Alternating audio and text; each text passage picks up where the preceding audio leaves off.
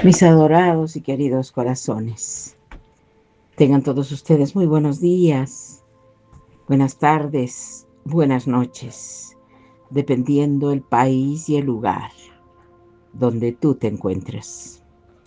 Para mí, aquí en Perú, es buenas tardes.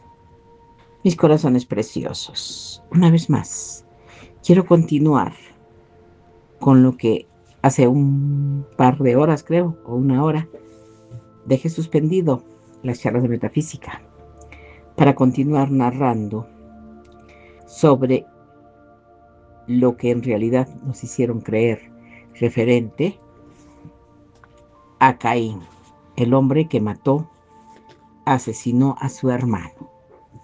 Pero nosotros creíamos todas las simplezas que nos pasaban en la Biblia que tenemos en nuestros hogares. Bueno, yo ya no la tengo. Hace mucho tiempo que yo me deshice de ella, porque nuestro padre me dijo que no la revisara, que no la leyera, que no la participara, que no la compartiera. Y yo le dije que sí, que él me podía deshacer de ella, pero que no la enviara entera porque le podía dar eso a otra persona para que la otra persona se siga equivocando como yo también vivía hasta ese entonces equivocada. Así es que yo desparramé las hojas, lo puse en una bolsa de plástico y lo tiré a la basura, de verdad, hace ya bastante tiempo atrás. Pero yo quiero continuar con lo que he dejado en antes sin terminar. Continúo, mis amores. Ahora llegamos al punto de inflexión más crítico y aterrador de nuestra historia. El momento exacto en que el experimento de rebelión de Caín había iniciado en la tierra de Notiono, violentamente con otra rebelión de proporciones cósmicas que se estaban gestando en las dimensiones celestiales. Para entender este evento, debemos abrir el libro del Génesis en su capítulo 6, donde nos tocamos de frente con uno de los pasajes más misteriosos, oscuros y perturbadores de toda la Escritura Sagrada. Un texto de la inmensa mayoría de los pastores y sacerdotes modernos evitan mencionar en sus sermones dominicales. El versículo nos relata que cuando los seres humanos comenzaron a multiplicarse sobre la faz de la tierra y les nacieron hijas, los hijos de Dios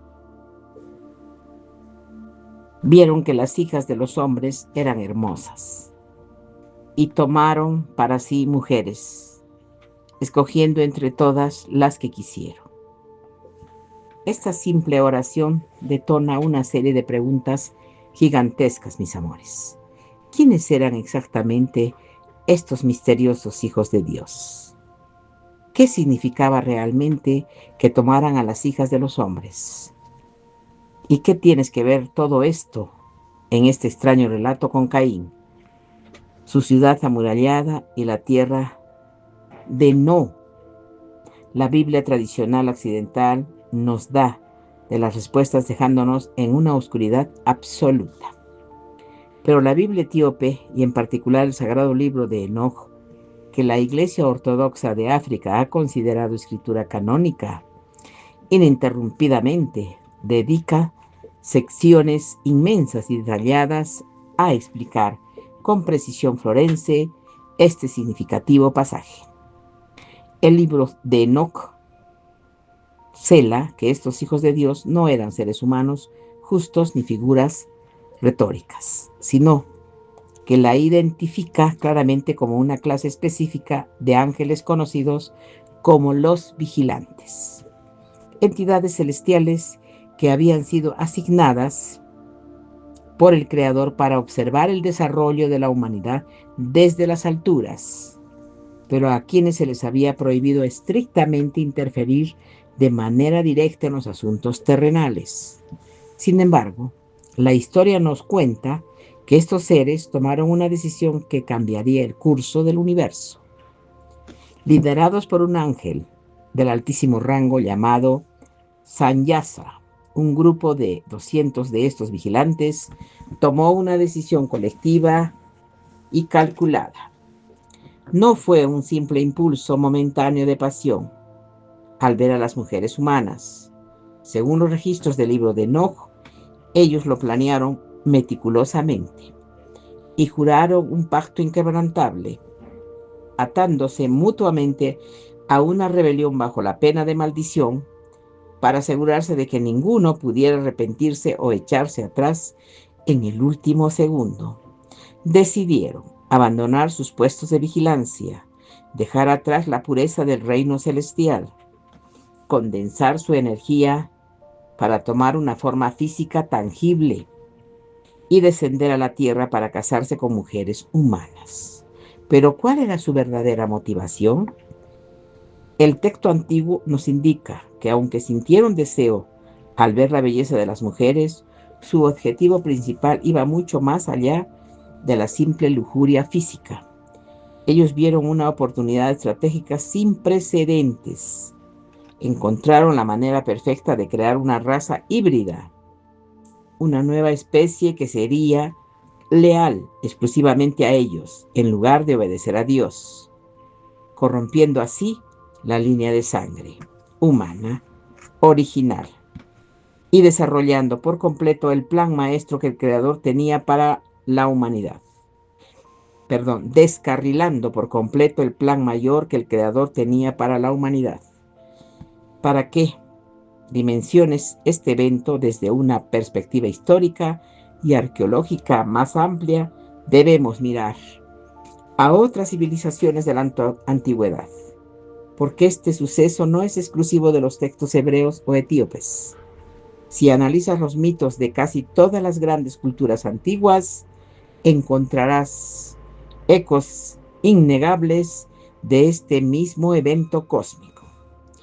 En la antigua Grecia, por ejemplo, nos cuentan la historia de Prometeo, el titán que descendió de los cielos para robar el fuego a los dioses y entregárselo a los hombres, trayéndoles la civilización, pero también la tragedia. En las planicies de la antigua Mesopotamia, los sumerios y acadios escribieron en sus tablillas de arcilla sobre los Ufcal, los 7 sabios primordiales, seres mitad dios que emergieron de las aguas del abismo antes del gran diluvio, para enseñar a los primeros humanos los secretos de la arquitectura, la agricultura y las leyes que el libro de Enoch crece. No es un cuento de hadas aislado, sino la pieza maestra, el registro teológico original y sin censura que explica el verdadero origen de todas estas leyendas globales.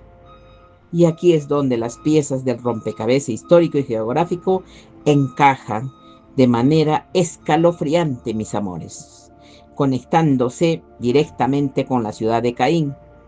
El libro de Enoch cela un detalle táctico impresionante.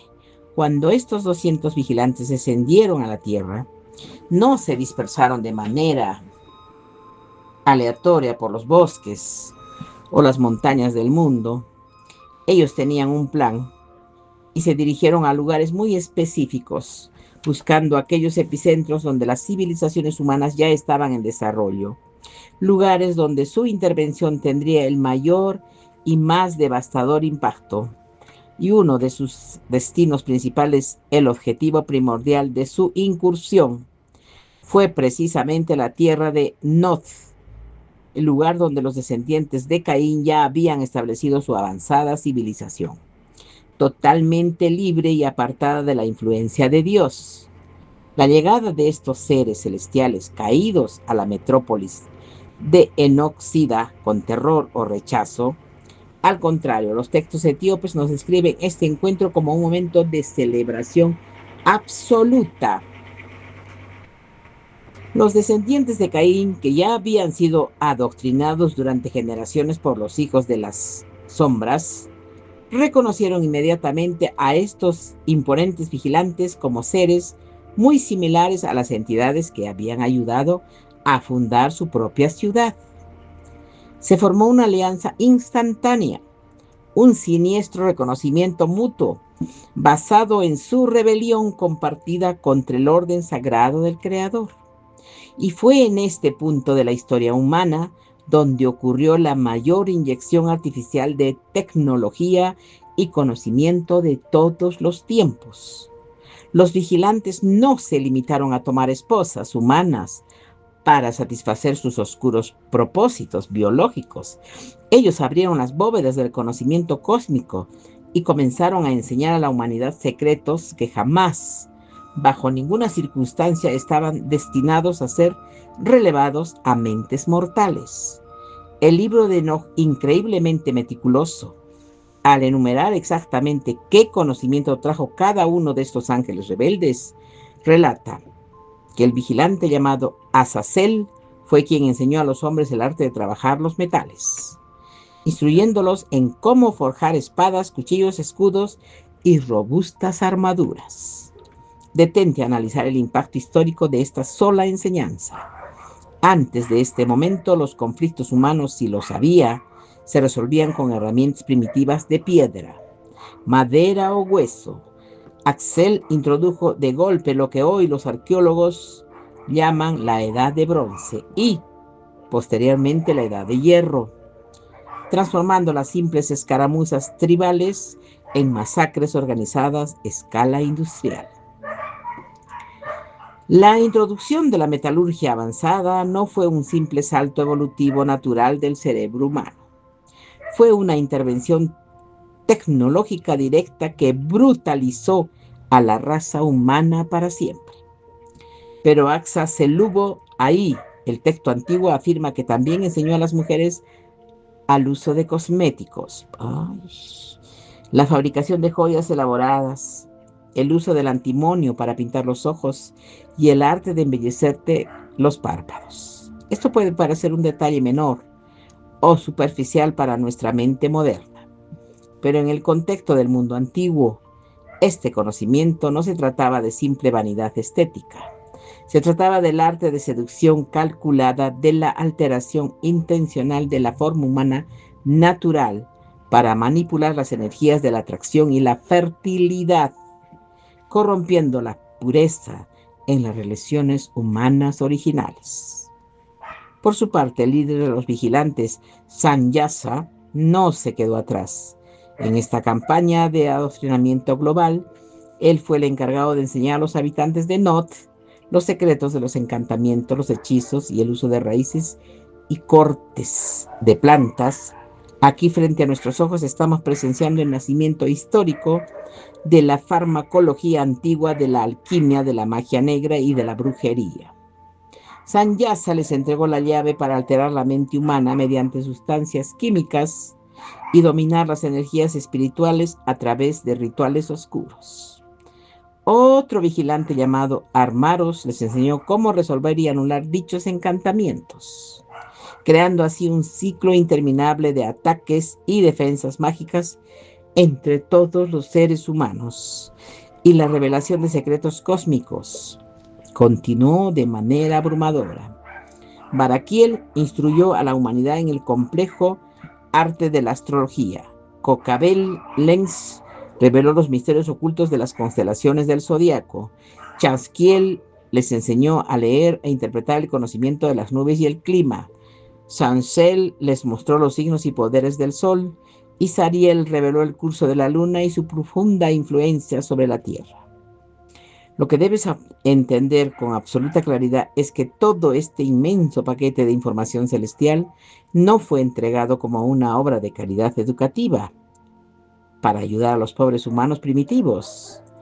Esto no era simple educación, era como afirman los textos etíopes,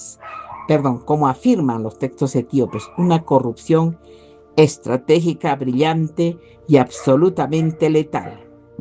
Cada pieza de tecnología, cada secreto astronómico y cada fórmula química que los vigilantes compartieron tenía un doble propósito fundamental. Por un lado, por supuesto, avanzó la civilización humana a pasos agigantados, haciéndola lucir imparable e invencible. Pero por otro lado, y este era su verdadero objeto, alejó rápida y efectivamente a la humanidad de su total dependencia de Dios. Les proporcionó a los hombres y mujeres de la época exactamente las herramientas tecnológicas y místicas necesarias para construir sociedades increíblemente impresionantes, ricas y poderosas, sin tener que recurrir jamás a la oración, sin necesidad de adoración pura y sin tener que reconocer en absoluto la soberanía de su creador original.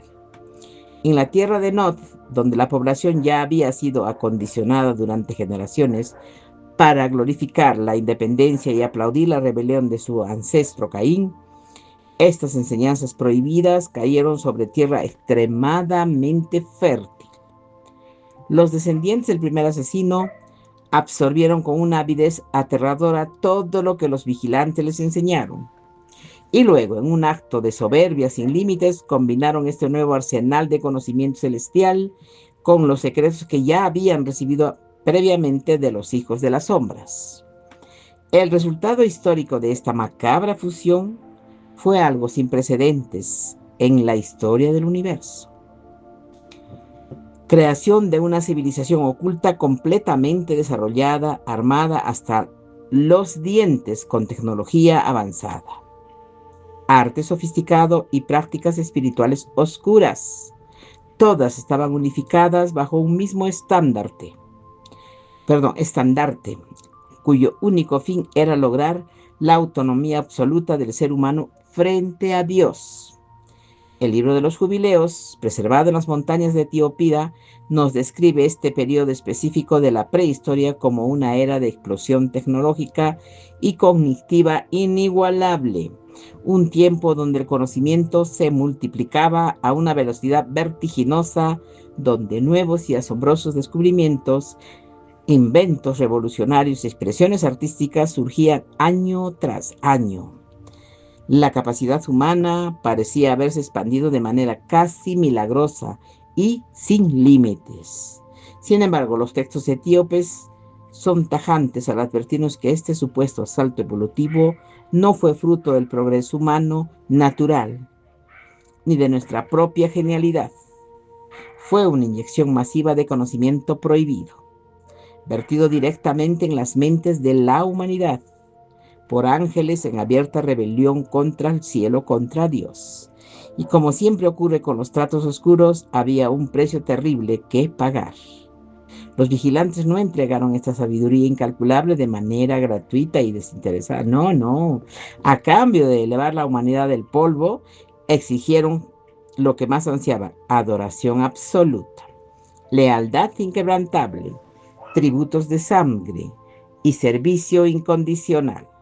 Se erigieron a sí mismos de manera arrogante y déspota, como dioses supremos gobernados sobre los mismísimos seres humanos que habían corrompido con su instrucción.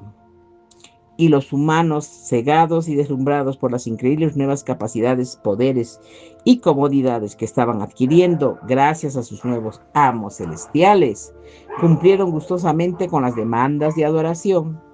Y es precisamente en este intercambio siniestro de la tecnología por adoración donde encontraron, según la antigua teología etíope, el verdadero origen histórico de todos y cada uno de los panteones paganos de la antigüedad.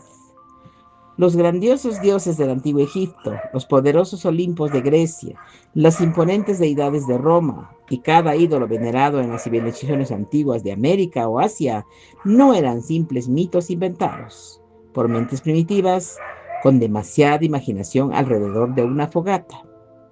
Las escrituras prohibidas nos afirmaban que eran reales, eran de hecho los vigilantes. Eran los ángeles caídos que tomaron forma física, que se atrevieron a casarse con mujeres humanas, que entregaron el conocimiento prohibido para corromper la creación y que exigieron ser adorados como entidades supremas. A lo largo de los siglos y a medida que la humanidad se dispersaba, los nombres y los rostros de estas deidades cambiaron drásticamente de cultura en cultura, adaptándose a los idiomas locales. Pero los seres espirituales que operaban detrás de estos nombres eran y siguen siendo exactamente los mismos. Si hay alguien en tu entorno que aún piensa que la mitología antigua es sola una colección de fábulas inofensivas y cuentos creativos para explicar los fenómenos naturales, Debes saber que la antigua iglesia etíope siempre anda ahí. Ha entendido que estos relatos son una realidad histórica pura y dura, una historia profundamente distorsionada y encubierta, que nos cuentan el momento exacto en que la humanidad se vendió a los poderes de la oscuridad, cambió del espejismo del progreso infinito, pero la transferencia de conocimientos prohibidos y tecnología bélica fue apenas el preludio de una pesadilla biológica mucho mayor. Para comprender la verdadera magnitud de la tragedia que se desató sobre el mundo antiguo, debemos mirar directamente a la consecuencia física y genética de esta profana alianza entre los seres celestiales y las mujeres de la tierra de Nod. Cuando los vigilantes, seres interdimensionales de inmenso poder, condensaron su energía para habitar cuerpos físicos y se unieron íntimamente con las hijas de los hombres, el resultado de esta unión cruzó todas las fronteras de lo natural. No engendraron simples seres humanos, dotados de gran inteligencia o fuerza atlética. Dieron a luz a una anomalía cósmica, una especie híbrida. En el libro de Génesis y los textos etíopes denominaban con una palabra que hasta el día de hoy causa escalofrío entre los eruditos: los nefilim. La palabra misma, provenientes del hebreo antiguo, se traduce literalmente como los caídos o los que hacen caer a otros, un título que encierra a la perfección la enseñanza destructiva de su existencia. Estas criaturas eran monstruosidades genéticas, seres híbridos nacidos de una mezcla antinatural de ADN angélico y humano, poseedores de una estructura física y espiritual que la Tierra nunca estuvo diseñada para soportar. Si alguna vez te has preguntado por qué absolutamente todas las culturas antiguas alrededor del globo terráqueo comparten mitos asombrosamente similares sobre una raza primordial de gigantes que gobernaron el mundo con puño de hierro antes de un gran cataclismo, aquí tienes la respuesta histórica y no censurada. Estas historias no son coincidencias antropológicas ni fantasías inventadas por pueblos primitivos que no tenían forma de comunicarse entre sí. Cuando los antiguos griegos hablaban de un terror en los titanes, seres colosales y crueles como Cronos que devoraban a sus propios hijos, cuando los pueblos nórdicos de Escandinavia relataban leyendas sobre los Jotun, los gigantes de hielo y fuego que amenazaban a los dioses, cuando las tribus indígenas de América del Norte transmitían por tradición oral las aterradoras historias de gigantes caníbales de cabello rojo que acechaban en las cuevas, no estaban escribiendo ficción infantil, no, estaban preservando el trauma colectivo de la raza humana. Estaban documentando a través del filtro de su propia cultura la existencia real de los Nephilim, las monstruosidades híbridas que dominaron el mundo antediluviano. El libro de Enoch catacómicas que desafían nuestra comprensión biológica, indicando que estos híbridos crecieron hasta alcanzar proporciones verdaderamente masivas, mencionando alturas de hasta 300 codos, lo que equivale a más de 100 metros de altura. ¡Madre! Eran enormes, aunque muchos eruditos modernos debaten si esta cifra debe interpretarse de manera matemática literal o como un recurso simbólico del mundo antiguo para describir un tamaño monstruosamente sobrenatural. El punto central del texto es irrefutable e innegablemente claro.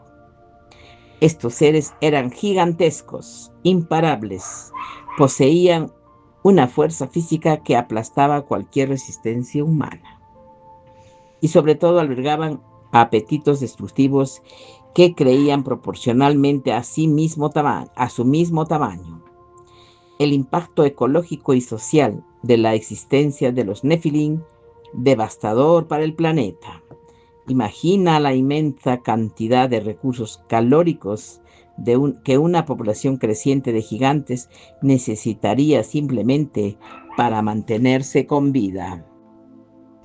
El libro de Enoch describe cómo los Nefilim comenzaron a consumir vorazmente absolutamente todos los recursos que los seres humanos eran capaces de producir con el sudor de su frente. Al principio devoraron todas las cosechas de los campos, vaciaron los graneros y se bebieron todo el vino. Luego masacraron y consumieron la totalidad del ganado y los animales salvajes, despojando a la tierra de su fauna.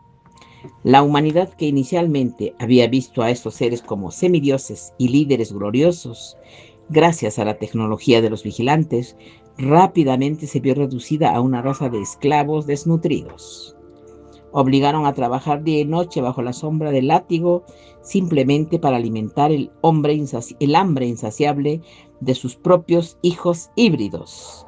Y cuando la agricultura colapsó, cuando los animales se extinguieron y los humanos exhaustos ya no pudieron generar suficientes alimentos para satisfacer a estas bestias colosales, la historia dio su giro más macabro y aterrador. Según los registros etíopes, los Nefilim, desprovistos de cualquier freno moral, humano o compasión celestial, dirigieron sus ojos hambrientos hacia sus propios creadores y sirvientes y comenzaron a devorar la carne de los seres humanos y a beber su sangre. Qué fuerte, ¿verdad?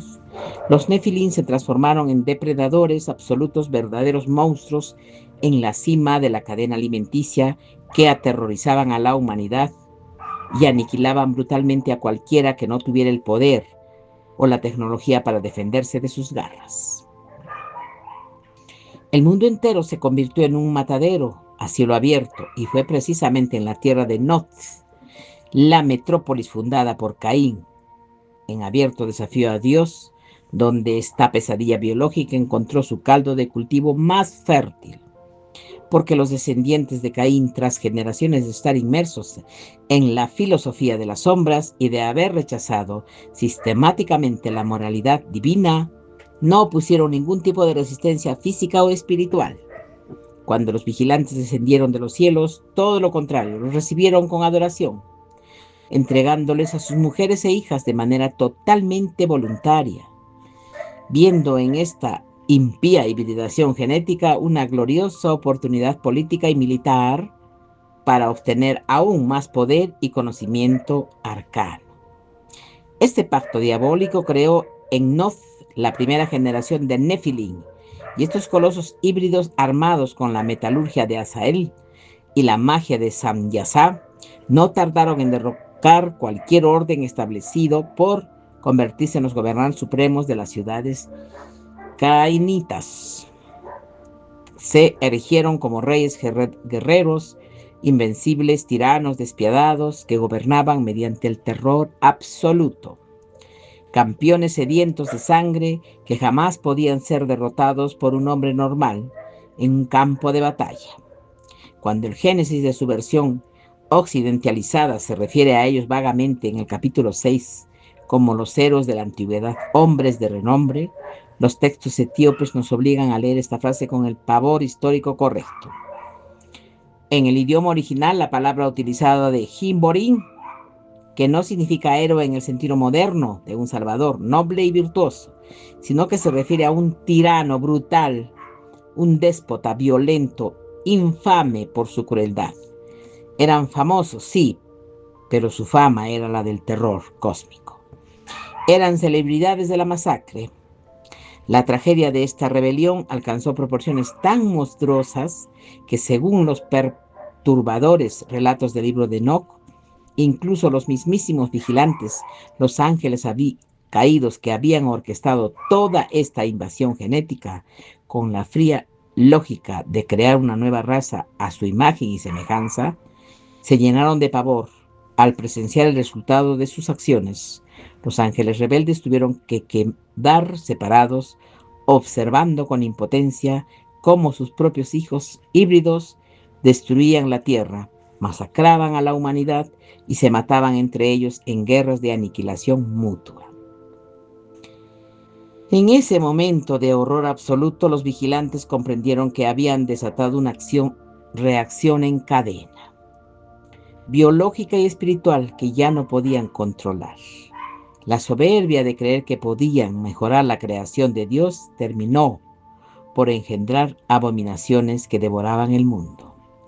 Esta es la lección más profunda y oscura que la antigua iglesia etíope nos transmite sobre el costo de la rebelión. El abandono del orden de Dios disfrazado de liberación, progreso tecnológico y autonomía humana nunca conduce a la verdadera libertad. Los vigilantes, en su arrogancia celestial, pensaron que estaban liberando y elevando a la humanidad al compartir sus conocimientos prohibidos y mezclar su ADN, pero la terrible realidad histórica es la que terminaron esclavizando a la raza humana bajo el yugo de entidades infinitamente más crueles y depravadas que el peor dictador humano que haya existido en la humanidad. Creyeron que mediante la manipulación genética estaban forjando una raza superior más fuerte y avanzada, pero en la práctica crearon parásitos destructivos que llevaron a la humanidad para el mismísimo borde de la extinción total. La contaminación de la sangre humana había llegado a un punto de no retorno. El ADN que Dios había diseñado originalmente estaba siendo borrado y reemplazado por la semilla de los ángeles caídos. Si este proceso de asimilación de hibridación no era, ¿dónde está? Detenido de manera inmediata y radical, pronto se quedaría ni un solo ser humano con la pureza genética necesaria para que milenios más tarde pudiera hacer el Mesías prometido. En el Edén, el planeta Tierra, asfixiado por la brujería, la guerra industrial, la tiranía de los gigantes y el canibalismo generalizado, se había convertido en un infierno literal, donde las voces de los inocentes clamaban desde el suelo, empapado en sangre, exigiendo una intervención divina de una escala y una violencia que el universo jamás había presenciado. Llegamos ahora a uno de los eventos más universalmente conocidos en toda la historia humana. Un relato que ha sido contado en prácticamente todas las culturas de la Tierra, pero que lamentablemente ha sido despojado de su verdadero significado y convertido en un inofensivo cuento infantil. El gran diluvio y el arca de Noé. Cuando cierras los ojos e imaginas esta historia, probablemente visualizas una pequeña, simpática barca de madera flotando sobre las olas azules, llena de parejas de animales adorables, asomando la cabeza mientras un anciano sonriente espera a que salga el arco iris. Esta es la versión higienizada, la historia para dormir que la iglesia moderna ha utilizado para asustar a las mozas. Se nos ha enseñado durante siglos que el diluvio universal fue simplemente el castigo moral de un Dios que de repente se sintió frustrado y hastiado por los seres humanos, que se portaban mal y pecaban demasiado. Sin embargo, cuando analizamos los textos sagrados etíopes preservados en las montañas de Etiopía y aplicamos una lente histórica, científica y analítica a los eventos catastróficos que acabamos de describir en la Tierra de Nod, la imagen del cuento infantil se hace pedazos para revelar una verdadera, infinitamente más oscura, profunda y urgente realidad que los textos etíopes enfatizan y que el cristianismo occidental a menudo pasa por alto por completo. Es que el diluvio no fue un juicio arbitrario o un arrebato de ira divina provocado por la simple maldad humana. No, fue un hecho, una operación de rescate a escala planetaria, una intervención quirúrgica de emergencia sin precedentes en la historia del cosmos. Para que tu mente moderna pueda procesar la verdadera magnitud de lo que está ocurriendo en aquel momento antidiluviano, debemos utilizar el lenguaje de la ciencia contemporánea, específicamente el de la biología molecular y la genética, Imagina por un momento que el genoma humano, nuestro código de ADN original, es como el sistema operativo perfecto de una computadora inmensamente compleja, escrito línea por línea por el propio creador para asegurar el funcionamiento óptimo de la vida en la tierra. Lo que los ángeles caídos, los vigilantes, hicieron al descender en la tierra de Enoc y unirse físicamente con las hijas de los hombres, no fue simplemente cometer un acto de pecado mortal de lujuria. Ellos introdujeron un código malicioso externo, un virus biológico y espiritual que el sistema operativo de la humanidad. El resultado de este hackeo genético fueron los Nephilim, criaturas que no pertenecían al diseño original. Este problema no se trataba únicamente de que las personas se hubieran vuelto malvadas de corazón. El verdadero terror, el punto de no retorno, que hizo sonar las alarmas de las dimensiones celestiales, fue el linaje humano original. Había sido profunda e irreversiblemente corrompido, mezclándose genéticamente con algo con lo que jamás estuvo destinado a combinarse. La sangre de la humanidad estaba siendo rápidamente contaminada por el ADN de ángeles rebeldes, y al igual que un cáncer agresivo que hace metástasis y se propaga implacablemente por un cuerpo sano, devorando las células buenas, los gigantes Nephilim se estaban extendiendo rápidamente por la faz de la tierra, aniquilando civilizaciones, esclavizando, devorando a los seres humanos puros que quedaban.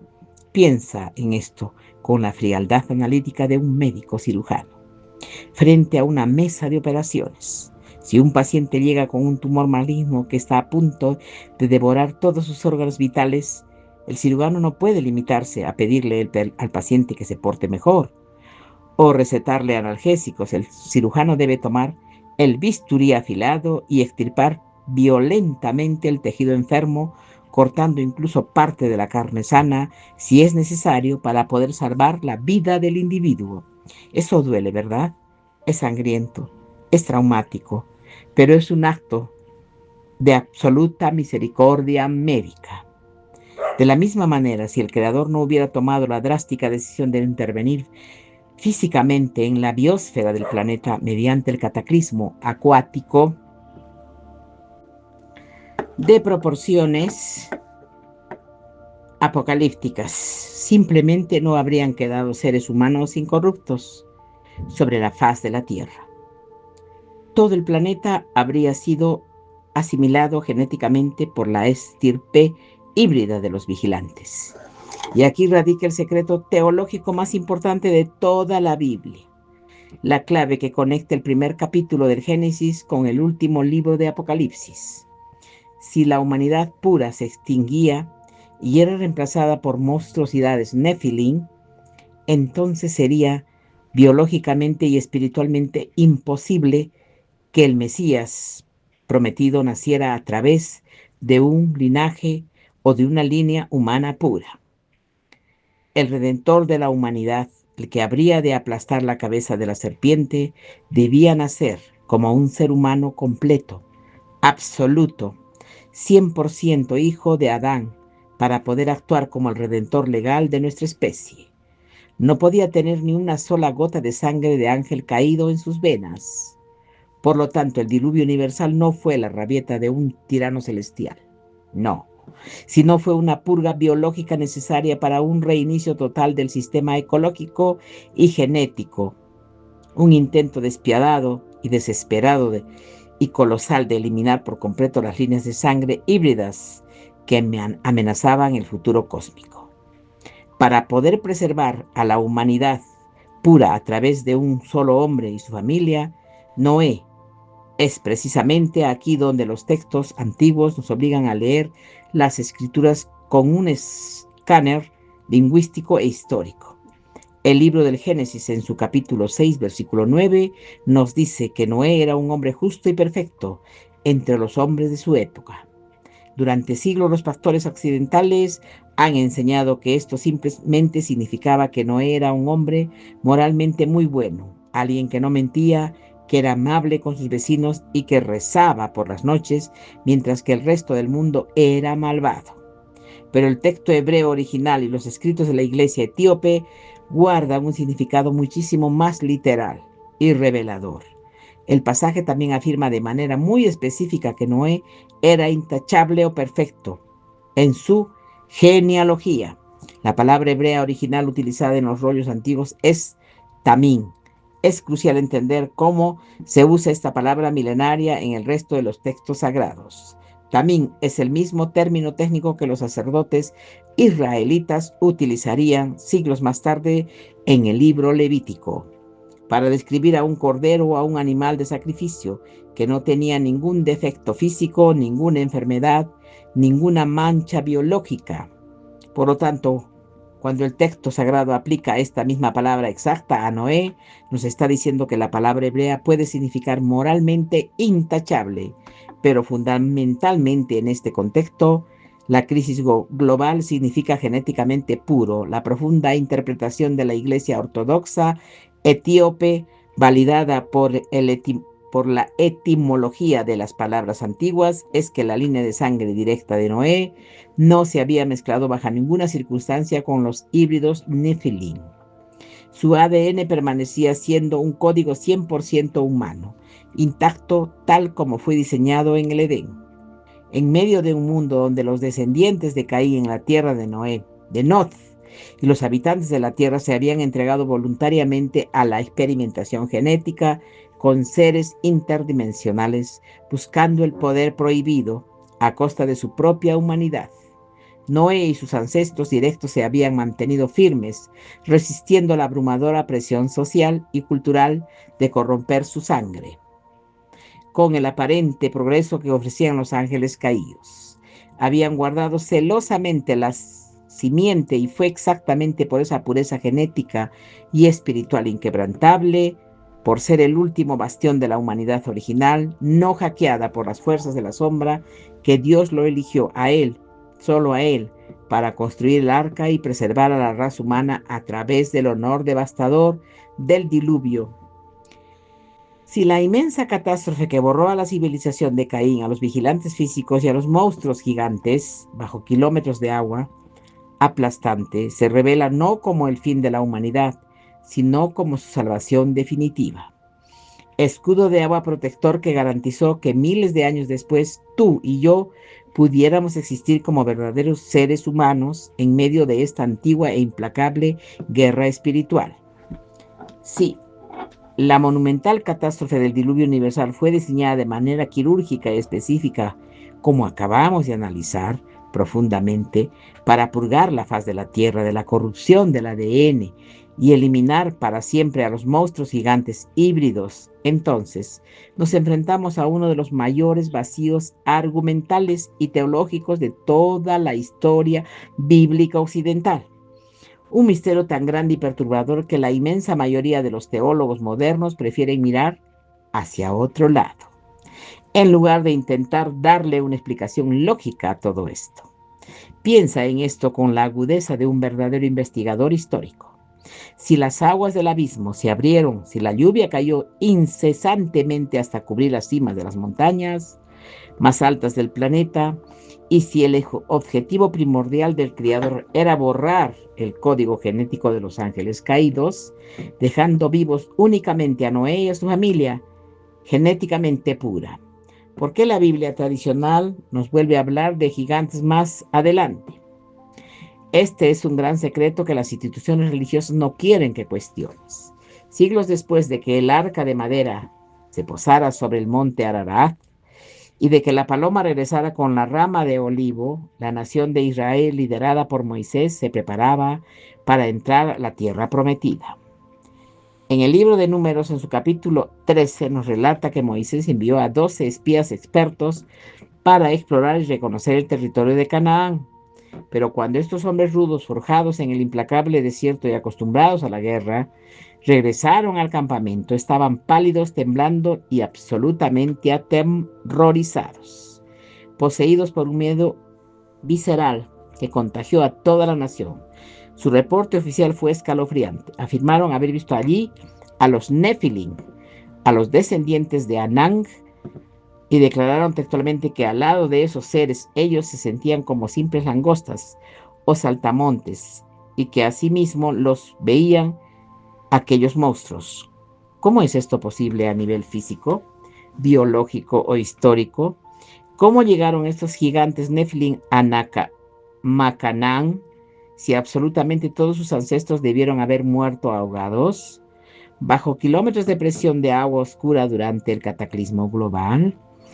¿Acaso algunos gigantes eran tan inmensos que lograron sobrevivir al diluvio, manteniendo la cabeza por encima del agua? ¿Acaso construyeron sus propias embarcaciones secretas para desafiar la ira divina?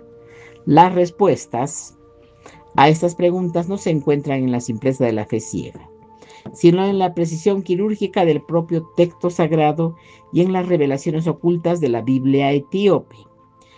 El propio libro del Génesis en el capítulo 6, versículo 4, deja una pequeña proletalpista, una verdadera bomba de relojería teológica que pasa desapercibida para el lector casual. El texto dice: había gigantes en la tierra en aquellos días.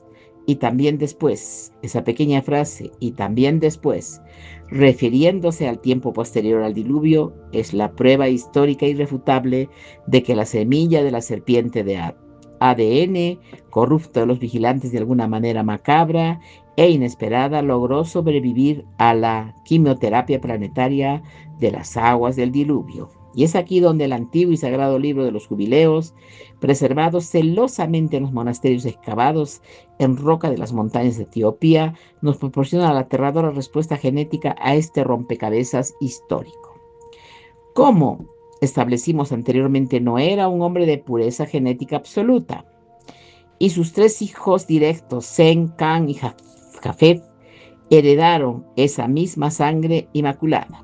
Su ADN era 100% humano. Sin embargo, para repoblar la tierra, estos tres hijos necesitaron esposas, y esas tres mujeres fueron seleccionadas de entre la población general que existía antes de que cayeran las lluvias. Un mundo que, como ya vimos, estaba masivamente infectado y asimilado por la cultura y la genética híbrida de la tierra de Nod. Los textos etíopes nos sugieren con una precisión que hiela la sangre que, si bien las escrituras garantizan pureza del patriarca Noé, jamás hacen la misma afirmación categórica sobre las tres mujeres que subieron a bordo del arca. De hecho, el libro de los jubileos nos indica que Cam, uno de los hijos de Noé, se casó con una mujer cuyo linaje ancestral la conectaba directamente con las zonas de influencia de los vigilantes y las antiguas ciudades cainitas. Debemos entender esto utilizando conceptos de la genética moderna, como si estuviéramos analizando un árbol genealógico en un laboratorio. No estamos diciendo que la esposa de Cam fuera una mujer gigante de 10 metros de altura. Si lo hubiera sido, Noé jamás habría permitido que pusiera un pie en su embarcación sagrada. Lo que los textos insinúan es que esa mujer, aunque parecía perfectamente normal en su aspecto físico exterior, era una portadora asintomática.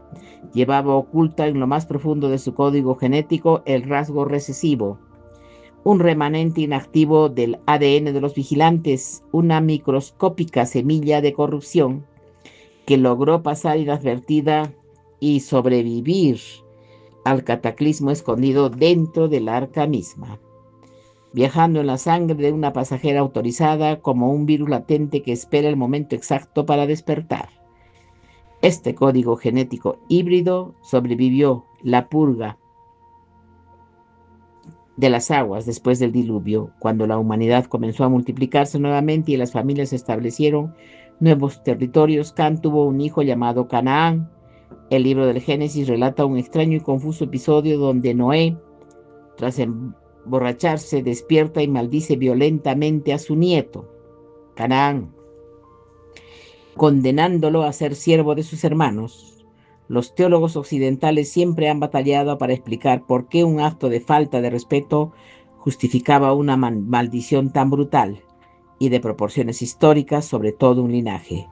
Pero cuando leemos este evento a través de la lente reveladora de la tradición etíope, el misterio se disipa por completo. Noé no era simplemente un anciano gruñón con resaca lanzando insultos al azar. Noé era el patriarca, guardián de la raza humana, y al observar el desarrollo de su nieto Canaán, reconoció con absoluto horror que los marcadores genéticos y las inclinaciones espirituales de la antigua corrupción antiluviana estaban resurgiendo y manifestándose físicamente en ese niño. La maldición de Noé no fue un arrebato emocional, fue un diagnóstico profético y biológico. Sabía exactamente lo que iba a salir de esa línea de sangre, y la historia le dio la razón de manera más aterradora posible, porque los descendientes de Canaán se convirtieron en los cananeos, y fue precisamente de esa línea genética inestable de donde volvieron a brotar generación tras generación las diferentes tribus de gigantes que se encontrarían en el Medio Oriente. El misticismo de la tierra de Nod había cruzado las aguas del diluvio en las venas de una sola persona, permitiendo que la plaga física de los gigantes resurgiera en un nuevo mundo. Pero la supervivencia del linaje híbrido es solo la mitad del horror que los textos etíopes nos revelan, porque la plaga física vino acompañada de una pesadilla espiritual incomprensible. ¿Qué sucedió con los millones de Nefilim de la primera generación? Aquellos monstruos colosales que sí murieron aplastados y ahogados por las monstruosas olas del diluvio universal.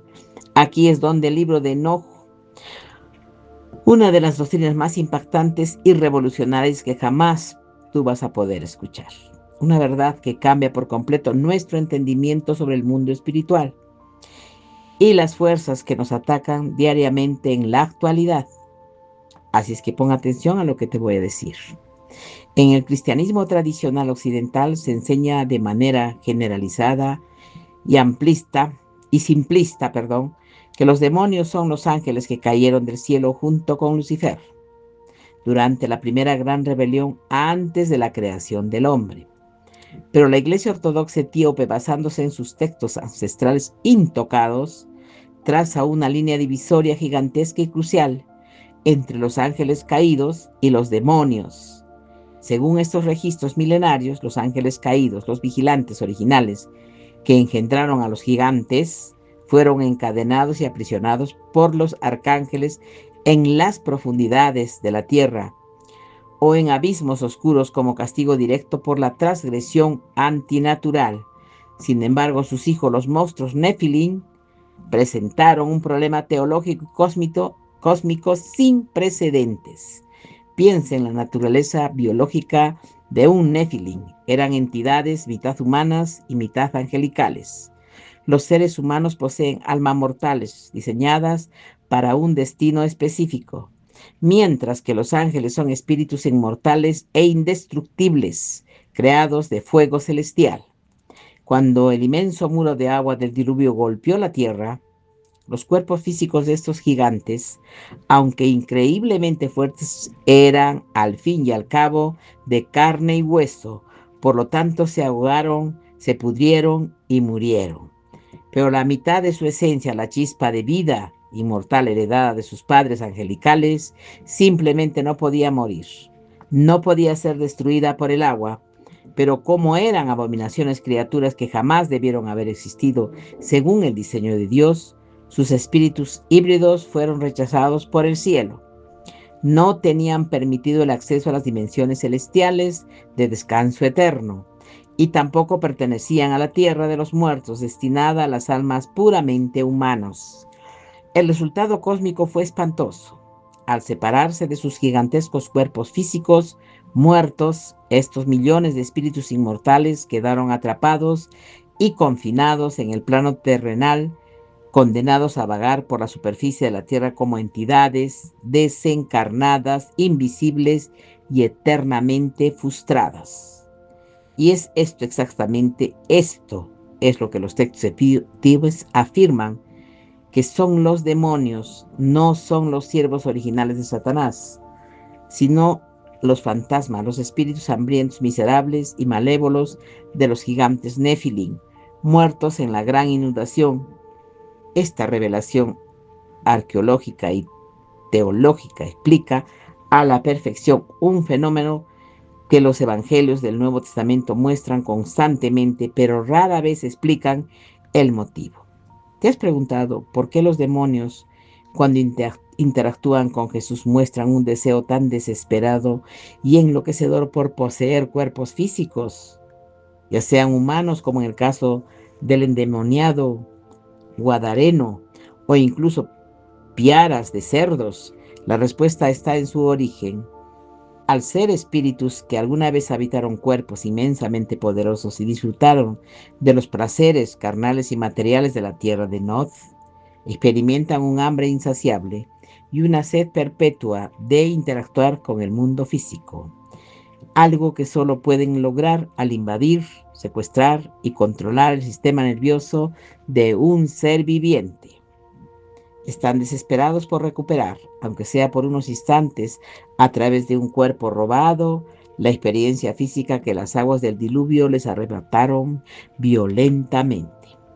Y si al analizar el final del diluvio nos damos cuenta de que el mundo postiluviano no era el paraíso limpio y seguro que nos pintaron en la escuela dominical, era un mundo donde la guerra antigua había mutado, pero jamás había terminado.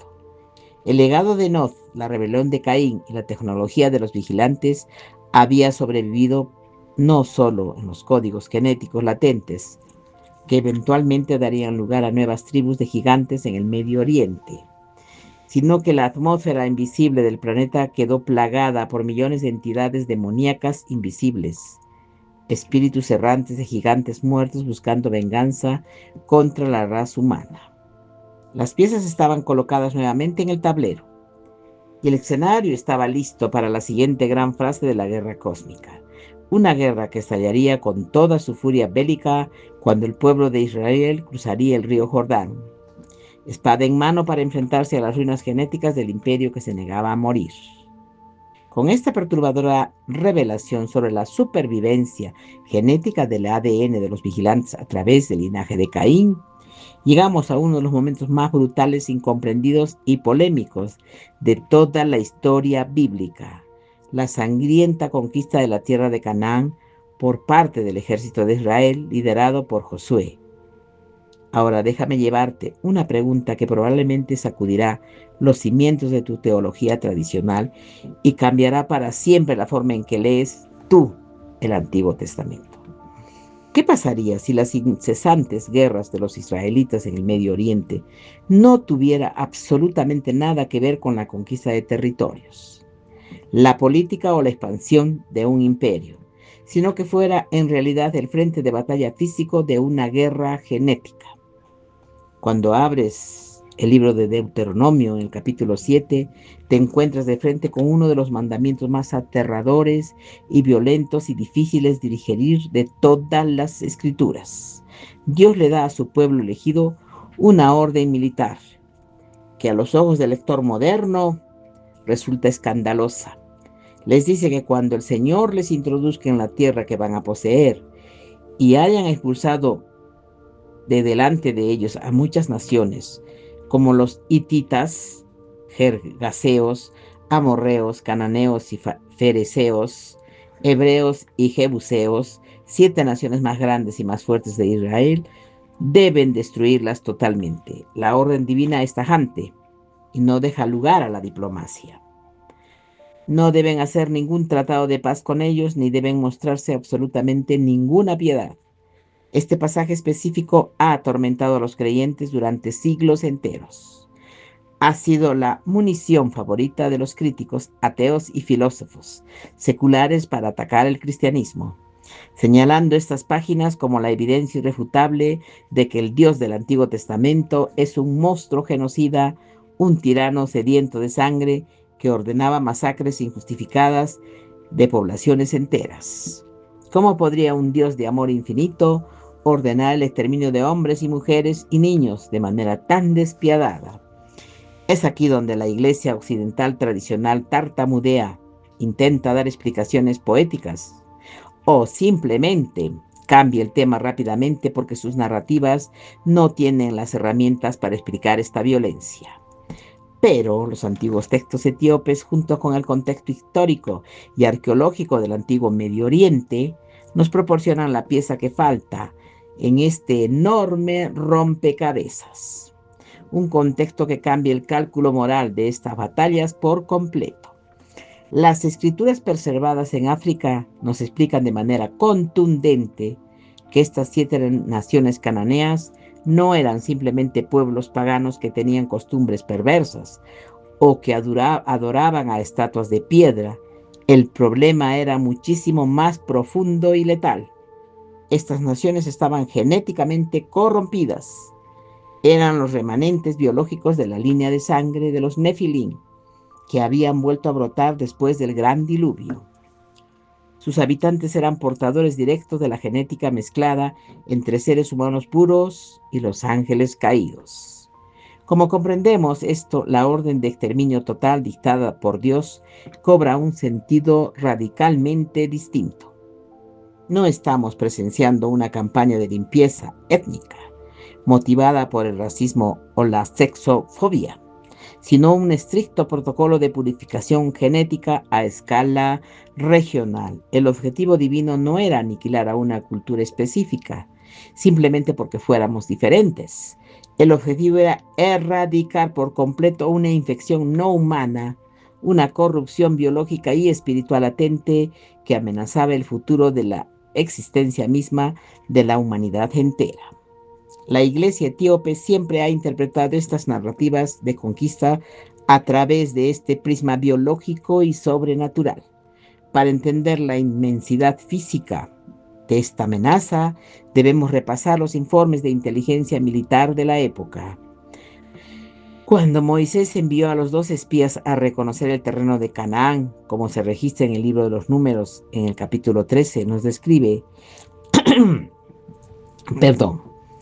lo que estos hombres encontraron. No vieron ejércitos normales, regresaron aterrorizados. El campamento israelita, con informes de haber visto gigantes, específicamente a los descendientes de Anak.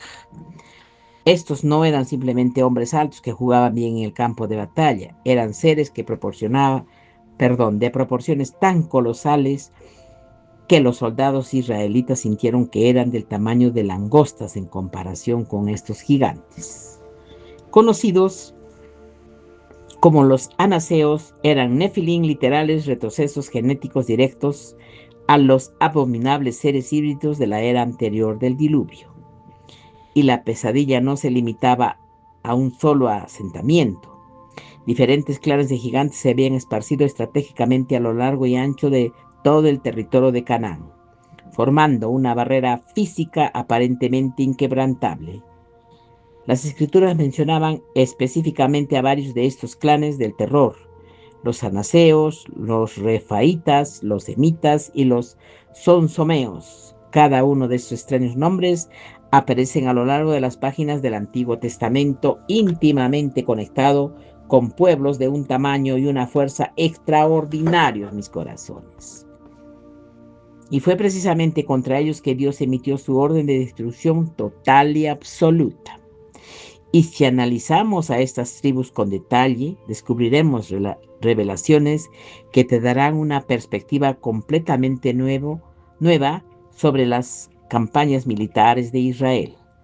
Los anaseos, por ejemplo, eran los temibles descendientes de un gigante llamado Anak, cuyo nombre en el antiguo idioma se traduce gráficamente como el del cuello largo. Esta tribu habitaba principalmente en las montañas de Hebrón y a sus alrededores un terreno encarpado que los hacía aún más difíciles de atacar, hasta que finalmente el valiente Caleb logró expulsarlos. Como relata el libro de Josué en el capítulo 14, de este linaje maldito provino el guerrero más famoso de toda la historia bíblica, Goliat, el infame campeón filisteo al que se enfrentó el pastor David. El primer libro de Samuel nos ofrece las descripciones tácticas precisas sobre este monstruo militar. Goliat medía 2.70 centímetros de altura. Llevaba sobre su cuerpo una pesada armadura de escamas que superaba los 45 kilos de peso y manejaba con soltura una lanza inmensa que tenía una punta de hierro sólido de casi 7 kilos. Un arma que aplastaría a cualquier soldado humano normal. Otro de los clanes más perturbadores eran los Refaitas. El estudio fisiológico de su nombre es escalofriante, ya que significa literalmente los muertos a las sombras. Esto es sumamente significativo en el contexto de la teología etíope, pues los textos antiguos sugieren que se les llamaba así porque no eran meros seres biológicos, sino que estaban habitados o controlados por los espíritus literales de los Néfil, muertos durante el diluvio, haciendo que estas entidades fueran más demonios encarnados que seres humanos. Su tamaño también era descomunal. El texto bíblico nos habla del legendario rey Og de Basán, un monarca refaíta cuyo tamaño era tan antinatural que el libro de Deuteronomio en el capítulo 3, versículo 11, detalla que su cama de hierro medía 4 metros de largo y casi 2 metros de ancho. Era una aberración biológica andante, y es por eso que Dios ordenó que el rey Og, su ejército y la totalidad de su pueblo fueran aniquilados hasta el último hombre. No debían dejarse sobrevivientes ni debían tomarse prisioneros. Al este del río Jordán, las tribus de los semitas y sonsomeos inspiraban un terror psicológico tan paralizante que las poblaciones locales, que los llamaban en la lengua de la época significaba literalmente los terrores. Pero ¿por qué la Biblia dedica un espacio tan valioso a sus pergaminos para registrar los nombres, las características y la caída de los clanes de gigantes extintos? Lo hace para establecer un patrón histórico innegable. Dios no comenzó esta guerra de purificación cuando Israel llegó al río Jordán. El Creador ya había estado eliminando sistemáticamente los linajes genéticos de los Nefilim, mucho antes de que Moisés naciera.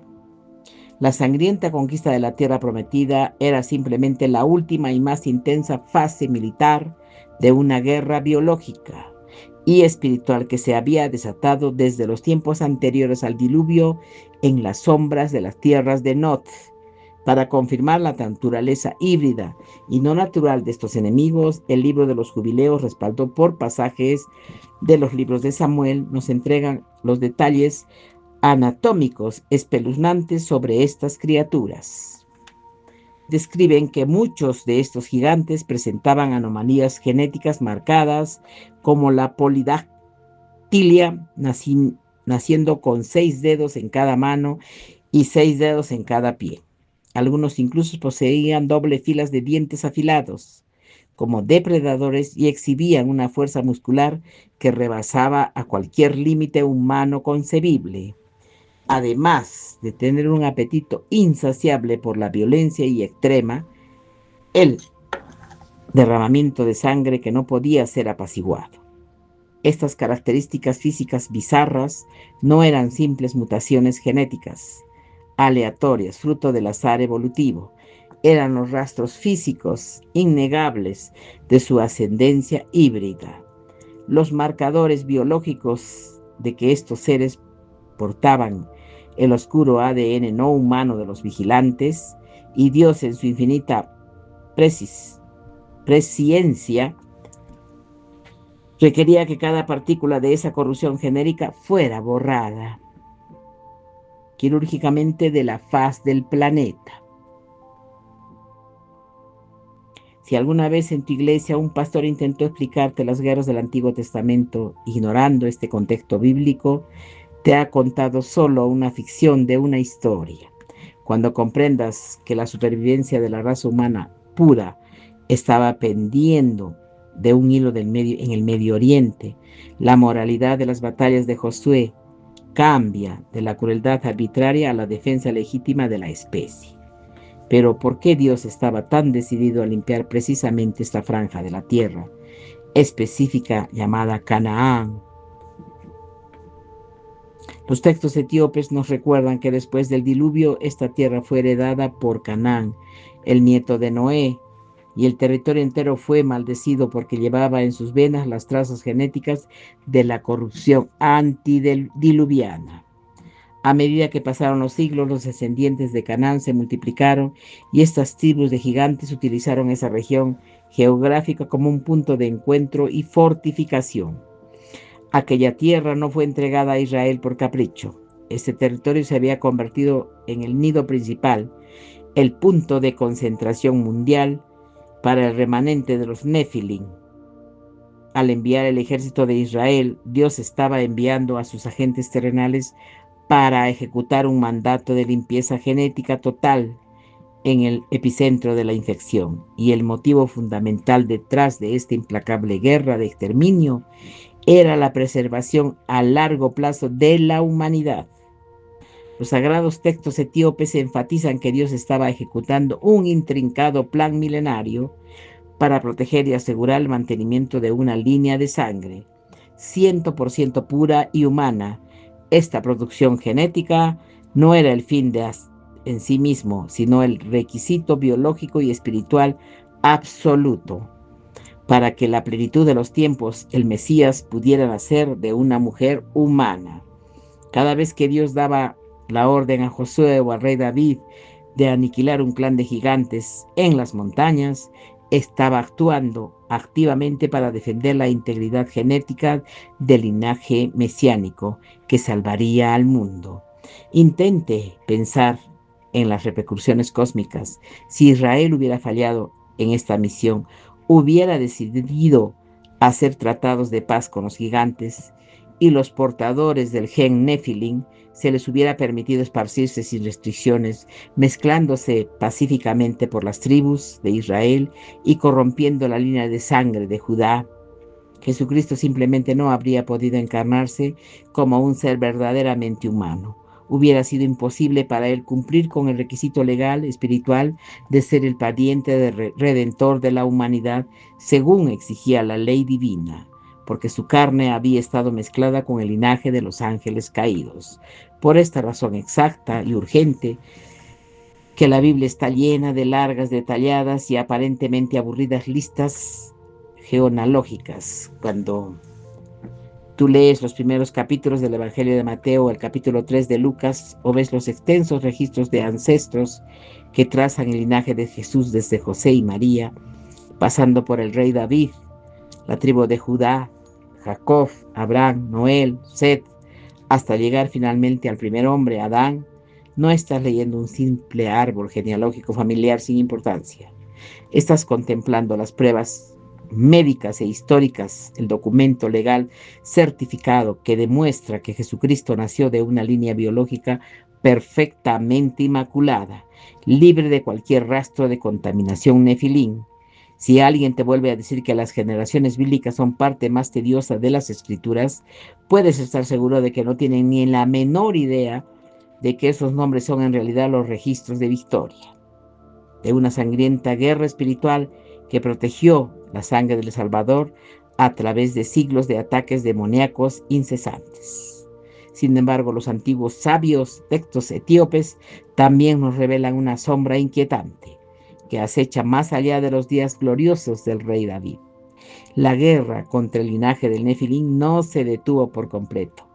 Tras el cierre de las páginas del Antiguo Testamento, aunque Josué y posteriormente David asestaron golpes mortales a estas estirpes, aniquilando a figuras prominentes como los hermanos de Goliat en la ciudad de Gat, algunos de los cuales exhibían la infame característica de los 6 dedos, los gigantes no fueron erradicados en su totalidad absoluta. Hubo bolsones de resistencia, comunidades ocultas de estos pueblos híbridos que ante la arrolladora maquinaria de guerra israelita decidieron desplegarse estratégicamente y sumergirse en las sombras. Las interpretaciones etíopes nos cuentan cómo estos remanentes huyeron hacia regiones remotas, desiertos inhóspitos y sistemas de cuevas de altas montañas, donde las tribus de Israel no lograron establecer asentamientos. Allí se ocultaron, lamiendo sus heridas, amamantando un odio milenario contra Israel y contra el mismo Dios del cielo, mientras esperaban pacientemente. En la oscuridad, su momento para vengarse. El milenario libro de los jubileos nos advierte que esta corrupción prediluviana no desapareció mágicamente, sino que se diluyó y se conectó profundamente a un nivel espiritual y cultural con las distintas naciones enemigas que asediaron a Israel a lo largo de toda su historia monárquica, como los jubileos, los despiadados nuavitas, los armonitas y los edomitas. El conflicto eterno del Medio Oriente jamás ha sido una simple disputa por un pedazo de tierra árida o el control de las rutas comerciales. Desde su origen, en una guerra espiritual y genética abierta, una contenida implacable entre la pureza de la línea de sangre de Dios que decidió preservar y los esfuerzos incansables de los linajes corruptos y las entidades demoníacas por destruir el gran plan de salvación. La narrativa de la Biblia entera, vista a través de este asombro lente etíope, unifica de manera espectacular para contarnos una sola historia coherente. La épica y desgarradora batalla del Creador para blindar y salvar a la raza humana de su total aniquilación espiritual y genética frente a poderes oscuros que se niegan a rendirse para comprender verdaderamente el desenlace de esta colosal guerra milenaria. Debemos hacernos una pregunta fundamental. ¿Qué sucedió con todo ese vasto y impío conocimiento que se originó en la tierra de Nof? ¿Acaso desapareció por completo cuando las aguas del diluvio barrieron la faz de la tierra? Los sagrados antiguos textos etíopes no responden con un rotundo y aterrador no. El libro de Jubileos nos relata que, proviniendo inminente destrucción del mundo, ciertos individuos leales a la rebelión, antes del cataclismo grabaron meticulosamente todo el conocimiento prohibido de los vigilantes y las sombras en inmensas tablas de piedra, enterrándola en lugares secretos y profundos. Su objetivo era preservar la oscuridad para las futuras generaciones y trágicamente tuvieron éxito. Después de que las aguas retrocedieron, algunos de los descendientes del mundo post-diluviano desenterraron esas tablas, recuperando la sabiduría oscura de la antigüedad. Este es el verdadero origen de las religiones, de los misterios, de las sociedades secretas y de las tradiciones esotéricas, que afirman poseer verdades ocultas desde el principio de los tiempos. No están inventando sus rituales, están viviendo de la misma fuente envenenada, accediendo a una versión fragmentada de la ciencia y la magia que los ángeles caídos trajeron a la ciudad de Enoch. Y es aquí donde esta inmensa historia antigua colisiona de frente con tu realidad actual. En pleno siglo XXI, la guerra de las dos humanidades, la línea de Set contra la línea de Caín, jamás se detuvo. En los tiempos del Antiguo Testamento, esta batalla se libró con espadas, escudos y aniquilaciones genéticas para proteger la sangre del Mesías. Pero con la llegada de Jesucristo, la naturaleza del conflicto experimentó una transformación radical. En el Evangelio de Juan, capítulo 8, Jesús redefine por completo las reglas del juego. Cuando confronta a los líderes religiosos de su época, ellos se jactaban de su pureza genética, afirmando ser hijos de Abraham. Pero Jesús los mira a los ojos y les lanza una acusación que estremece el alma. Les dice que su verdadero padre es el quien fue un homicida desde el principio. ¿Y quién fue el primer homicida de la historia humana? Caín. Con estas palabras el Mesías estaba declarando que la guerra ya no se trataba de genética o de linajes de sangre, sino de filiación espiritual. Tú puedes nacer en una familia devota, pero si tus acciones y tus intenciones ocultas en tu corazón buscan la soberbia, el poder y la independencia de Dios, estás caminando bajo la bandera de Caín. Hoy en día la filosofía de la tierra, de la promesa susurrada por las sombras de que podemos ser como dioses, está más que viva y es más agresiva que nunca. Puedes ver la resurrección de Caín en el auge del movimiento transhumanista moderno que hay ahora, los magnates de la teología de Silicon Valley y los científicos de la élite que buscan funcionar el cerebro humano con la inteligencia artificial, que intentan reescribir el ADN humano en los laboratorios modernos para alcanzar la inmortalidad cibernética. Están persiguiendo exactamente el mismo sueño de la ciudad de Enoch. Prometen una utopía libre de enfermedades, libre de debilidad y libre de muerte, pero Es un paraíso construido enteramente por el esfuerzo humano. En la Torre de Babel, teología diseñada para erradicar por completo la necesidad de un creador. Es la versión contemporánea de la tecnología prohibida de los vigilantes. El deseo obsesivo de mejorar la creación de Dios, cruzando fronteras que jamás debieron ser cruzadas. Simultáneamente vemos el resurgimiento del ocultismo en la cultura popular. Lo que antes se escondía en los callejones, hoy se celebra abiertamente en las redes sociales como algo empoderador. Millones de jóvenes que rechazan la religión tradicional están abrazando vivamente la astrología, la lectura de cartas del tarot, la hechicería, el misticismo de las energías, creyendo ingenuamente que están siendo vanguardistas y progresistas, pero no hay nada nuevo en eso, simplemente están tropezando de vuelta hacia la prehistoria, conectándose inadvertidamente con las mismas entidades espirituales primordiales que sedujeron a Caín y que Dios prohibió tajantemente en el libro de Deuteronomio porque sabía que abrirían puertas hacia la destrucción de tu alma. Ay, mis amores. Vivimos inmersos en el relativismo moral, la doctrina fundamental de la ciudad de Enoch, donde no existe una verdad absoluta, donde cada persona construye su propia realidad basada en sus propios sentimientos y donde la tolerancia absoluta hacia todo tipo de comportamiento se convierte en la excusa perfecta para que el mal florezca sin oposición. Ay, no. En Noth, la regla era que el poder te daba la razón.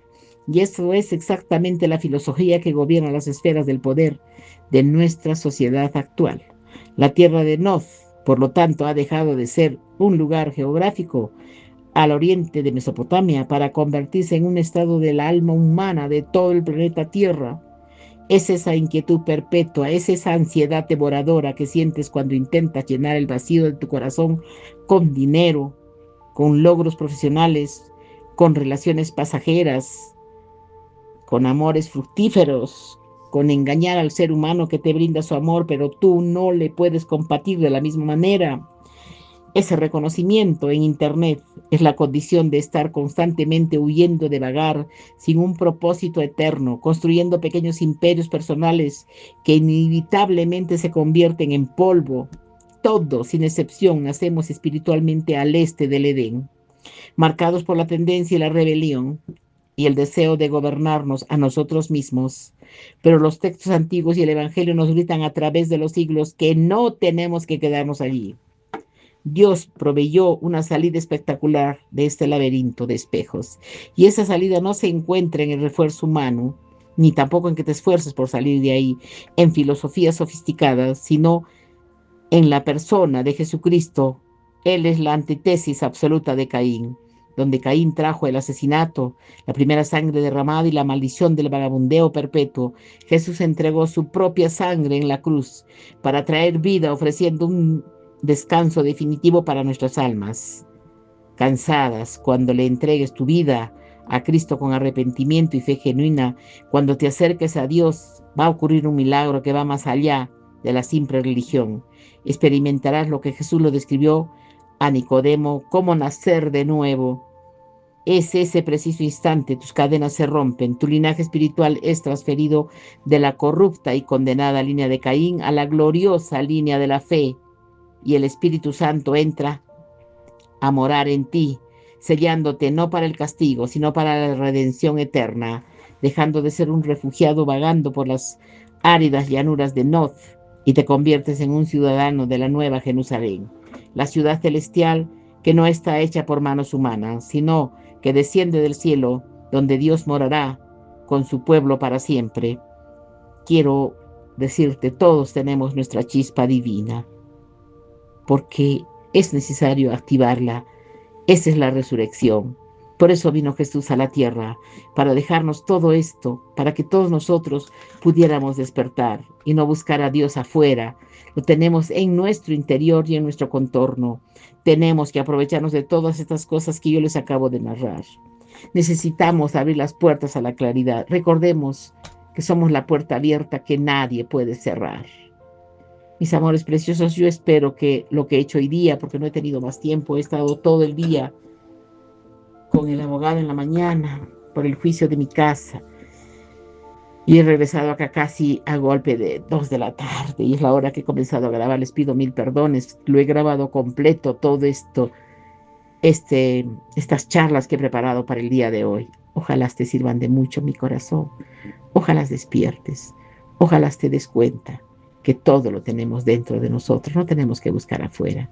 No te dejes convencer por las ideas e ideologías que nos ha dejado Not, los hermanos de Not, de ese país, porque nosotros somos luz y somos luz perpetua y divina y todo lo podemos conseguir. Ha sido un placer para mí muy grande estar el día de hoy con todos ustedes, mis amores. Me despido de verdad, voy a ir a descansar. Estoy muy, muy cansada. Pero mañana nos vemos a primera hora y mañana trataré de hacer las cosas lo más rápido que pueda. Todavía mañana mi visita se queda conmigo y tengo de alguna manera que estar con ella porque ya tengo que ayudarle a preparar sus maletas. Se va pasado mañana en la mañana. Y es por eso que me siento un poquito cansada y confundida, pero quiero irme a descansar, mis corazones preciosos. Mañana nos vemos.